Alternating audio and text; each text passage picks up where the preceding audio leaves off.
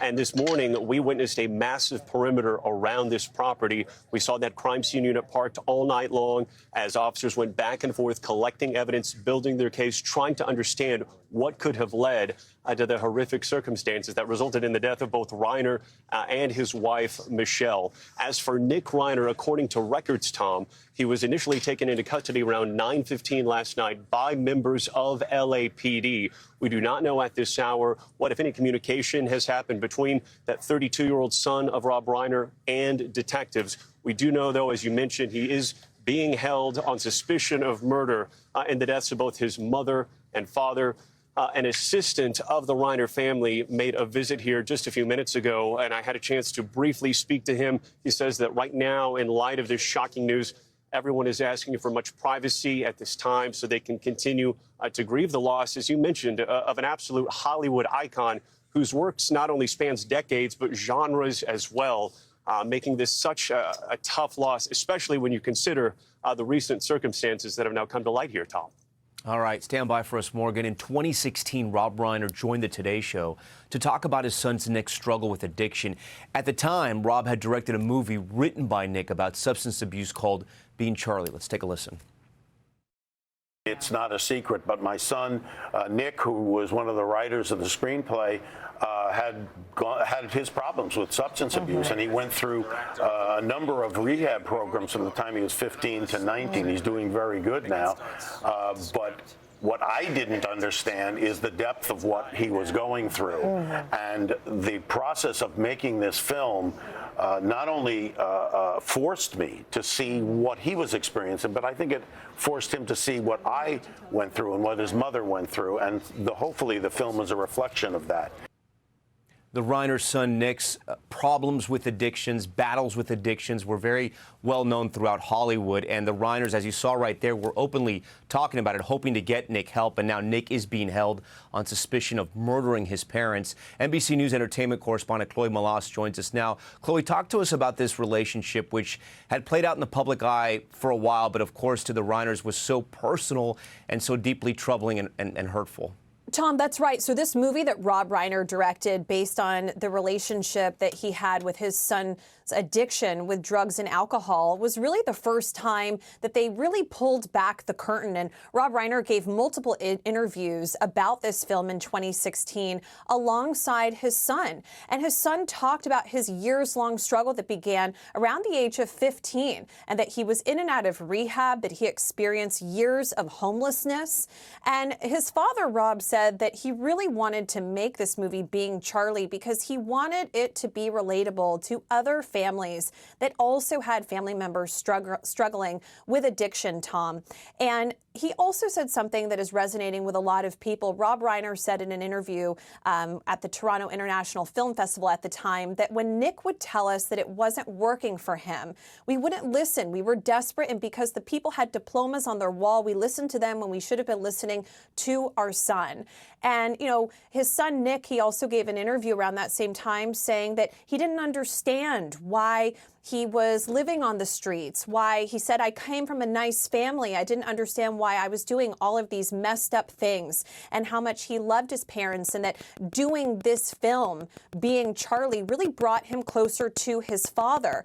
But again, he had talked about how this relationship was tumultuous with his parents. And because of that movie, Being Charlie, a decade ago, we have this inside look into the tumultuous relationship between him and his parents and how it escalated over the years. But then they came back together. So it's unclear what happened over the last couple of years with this relationship, and why they were together over the last couple days and what led to this. And obviously, this is something that we are learning more details on, Tom, as this story progresses. But incredibly tragic. And I do want to also point out that there's been an outpouring of condolences in Hollywood. One of those is Kathy Bates, who spoke to NBC News. She won an Oscar for her leading role in the movie Misery that was directed by Rob Reiner. And she told NBC, I'm horrified hearing this terrible news, absolutely devastated. I loved Rob, and that he fought courageously for his political beliefs, and that also, if it wasn't for him, obviously, this role changed her life. All right, Chloe, stand by for us. I want to bring back Morgan. Morgan, we heard Chloe there talking about Kathy Bates, and she mentioned his sort of political stances and what he worked for when he was not directing and producing movies in Hollywood.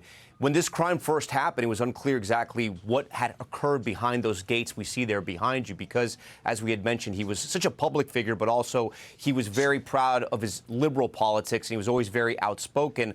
On top of that, you have covered, and the rest of our NBC News team out there in L.A. have covered the celebrity homes that have been targeted, but it turned out it was nothing like that at all. It was all very personal.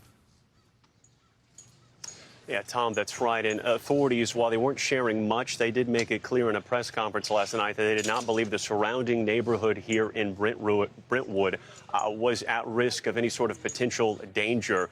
We now know that because the fact that, of course, Nick has been taken into custody. As for what happens now, Tom, investigators are going to continue to build their case. He's being held on suspicion of murder. We're awaiting those formal charges that may come later today or potentially even tomorrow. We also anticipate a coroner's report to be released that could detail the cause of death for both Reiner and his wife.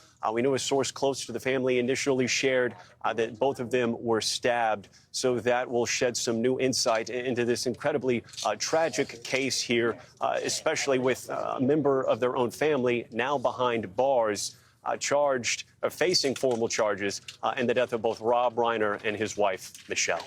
Tom. Morgan, before you go, because you live out there in Los Angeles, tell our viewers what is the mood like right now? Because he was such a larger-than-life figure in Hollywood, somebody who had done both television and movies again that span generations, and now he's lost. Tom, it's a fact that I think it's tough for people to wrap their heads around because the creations, the works of Rob Reiner touched so many different people in their deepest emotions. He shared that the film that meant the most to him was Stand By Me, that powerful coming-of-age movie with the multiple characters that everyone could see a little bit of themselves in. Here in this Brentwood neighborhood that is very private and very quiet, we've seen a couple people walking by in front of the gate, just kind of acknowledging the gravity of this tragedy as more and more cameras arrive to document something that, up until 24 hours ago, no one could have conceived, no one could have imagined. And so it is very heavy here today, particularly in light of what we've learned from police within the last hour or so here. Tom? Yeah, you think about all those movies like you mentioned, Stand By Me, A Few Good Men, When Harry Met Sally, so many classics again. And he did so much for philanthropic causes as well. All right, Morgan, we thank you for that. That concludes this NBC News Special Report. I'm Tom Llamas. We thank you so much for watching. We'll have more on Nightly News tonight.